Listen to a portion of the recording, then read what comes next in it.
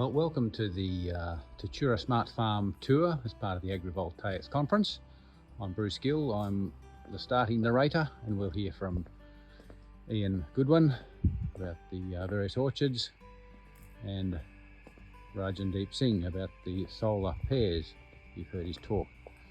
Anyway, this is a test video. I don't expect it'll be gaining any Cecil B. DeMille awards or any Emmys for production values, but hopefully it gives remote participants a chance to see what the people who are able to make it in person are seeing on today's tour of the orchard facilities.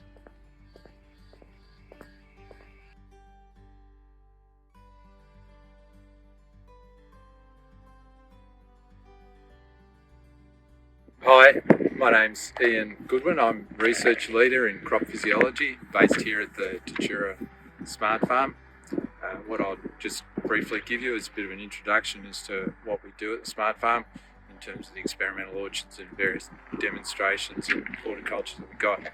So first of all, to my left behind me is what we call our Sundial orchard. I'll explain that in a little bit more detail when we walk into the orchard. Basically what we're doing is looking at the effects of row orientation on fruit quality in apples and nectarines.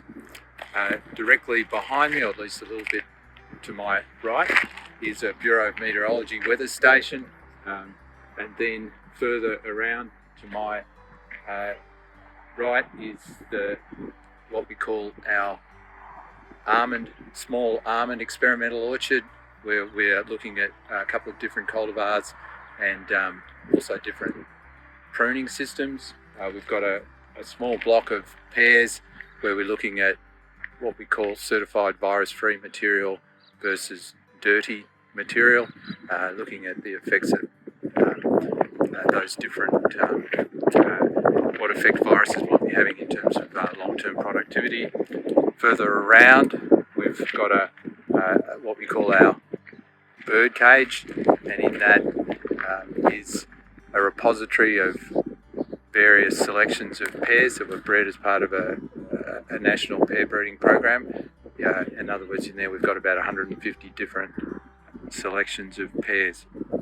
And then further around we've got a demonstration block of new cultivars of apples and pears, and also some new rootstocks that have come into Australia for pears.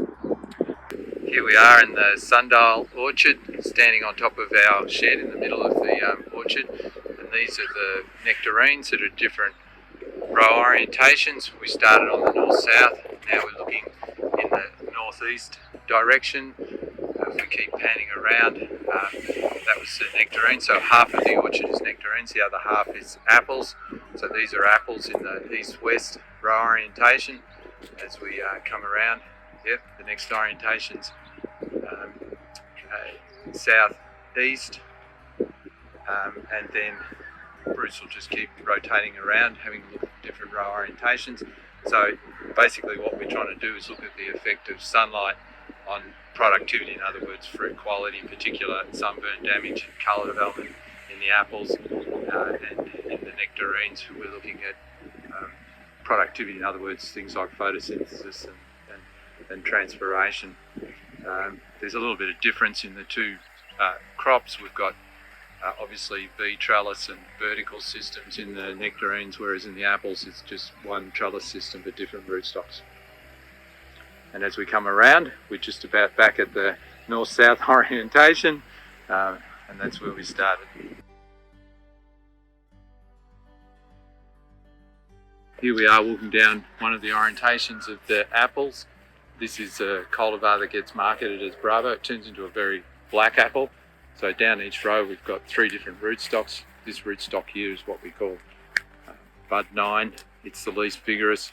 You can see that we've been smashed by a hailstorm on just before Christmas, 22nd of December, and a lot of this fruit is definitely unmarketable, but we'll continue doing the experiment to look at the effects of the row orientations and radiation, in other words sunlight, on fruit quality. So yeah, the next rootstock's a little bit more vigorous. It's either, I'm not quite sure whether it's M26 or M9. It's one of the two of them.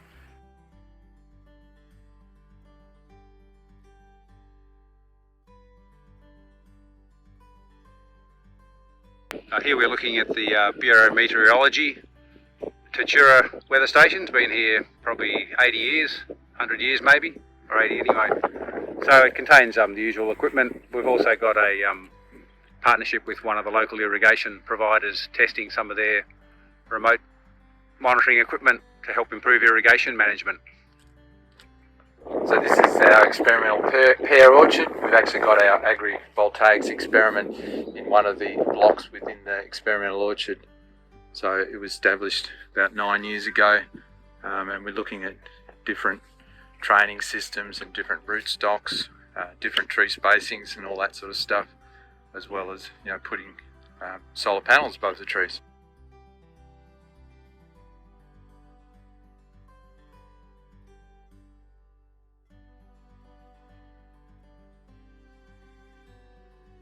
I am Rajandeep Singh. I'm working as a research scientist on Agrivoltaic trial at Agriculture Victoria.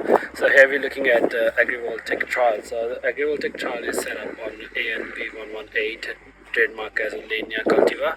Lania developed a pretty good color on the skin. It's very known for its blush color. And in extreme weather conditions, the blush tend to be bleached and develop the sunburn browning. So we're looking at if having solar panels on the top of canopy, if it can be effective to protect the fruit from sunburn browning. So here we set up a control plot with the no solar panel at the top, and other ones is a solar panel inclined at a 45 degree towards west, and other ones you look at far is a 5 degree incline towards 5 degree west. So the treatments are designed in such a way that fruits get enough sunlight in the morning so that they can develop a good color, and they avoid afternoon sunlight so that they at the time where the temperature is at maximum. So 5 degree west is designed to protect fruit from at the midday. So we're looking at here at Cephalo sensors. So the Cephalo sensors work on heat pulse velocity method. We have a heater probe in between the two thermistors. So that thermocouple has thermistors at 4 different depths. So we have a 4 Cephalo sensors around the trunk. So what happened is the heater, it sends a heat pulse for 2 seconds after every half an hour, and the thermocouples, they measure the time variation to reach equilibrium within the tree trunk. So we're looking at the thermocouples made of copper and constantine metals. So they measure the air temperature from under the different treatments. So these are the coarse ones, and we installed the fine ones inside the fruit skin to measure the fruit temperature.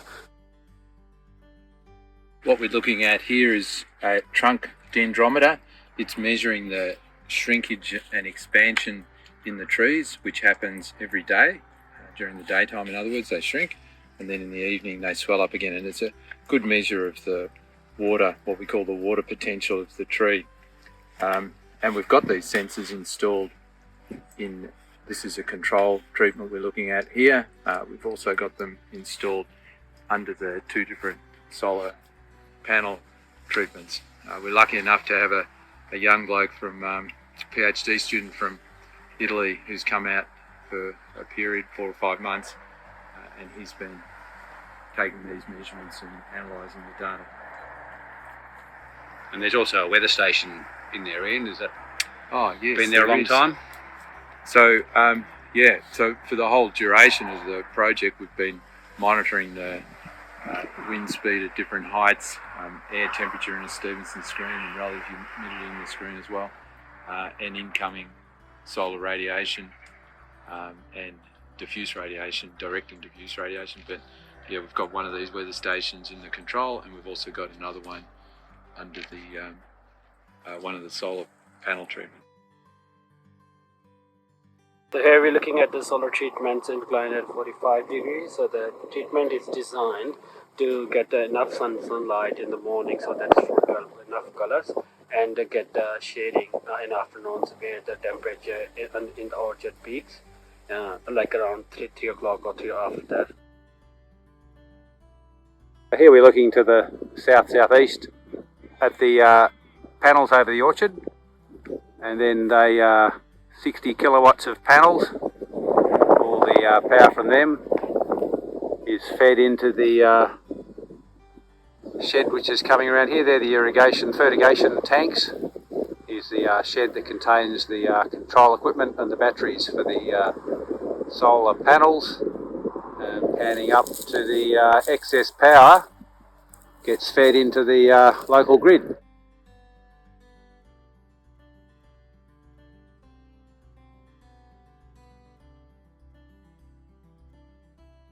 So this is where we have all the connections coming through from solar panels in the shed. So here we're looking at 30 kilowatt solar inverter. You hear them humming as the sun comes in and out from the clouds. And the one's looking at 20 kilowatt inverter, and these are smart inverters. And the next one around is 10 kilowatt inverter. So they monitor and manage all the power generated by the solar panels there. And then we have 2 battery packs situated here. They store all the powers we have, and all the external power it's going to the power grid. And is the pump. We have a pump who run on these batteries, and it's used for orchard irrigation.